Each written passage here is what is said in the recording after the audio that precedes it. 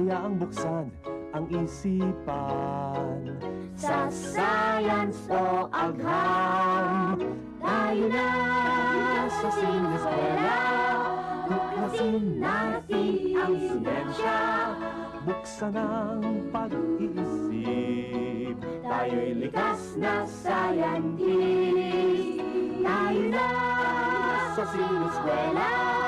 Tuklasin natin ang siyensya. Kinabukasan ng ating bayan, siguradong makakamtan. Sa daigdig ng agham, tuklasin ang